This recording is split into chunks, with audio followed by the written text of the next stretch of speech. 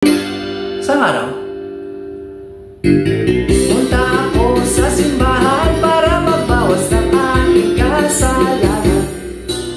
Pagpasok ko aking nakita si Aling Mena, todo ang kanyang samba. Natulala ako sa bayang isip ko, nalaglag tuloy ang alay ko. Napalingon si Aling Mena, ako naman ay nagkunwaring wala lang. Ngunit napahiya ako na nakita ko na nakatawa si Aling Mena. Palayo po ako sa pagmamadali, di ko na iabot ang alay ko. Pagdating sa bahay, nagalit si nanay, pero buksan na uwi ko ang alay. Nagsimba lang si Aling Mena, tapos dumiretso na sa amiga. Panay mura at malulutong pa ang mga chika na o galing ka lang simbahan, tapos diretsong chismisan. Punta ako sa tindahan kinabukasan para bumili ng mantika.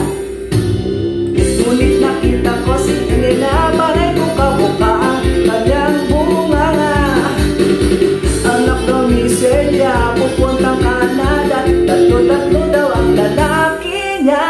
Nagsimba lang si Aling Mena, tapos dumiretso na sa amiga.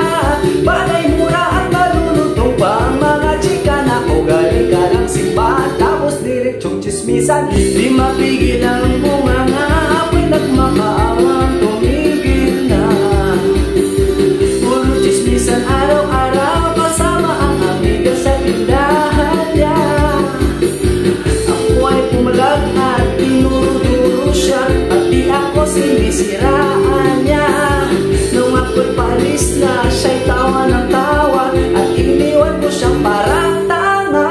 Nagsimba lang si Aling Mena, tapos dumiretso na sa amiga. Panay mura at malulutong pa ang mga chika na o galing ka lang simbahan, tapos diretsong chismisan. Balang si Aling Mena, di na uubusan ng mga chika. Araw-araw ay nakabango, Aling Mena, please naman maawa ka. Ano nangyari? Ngawa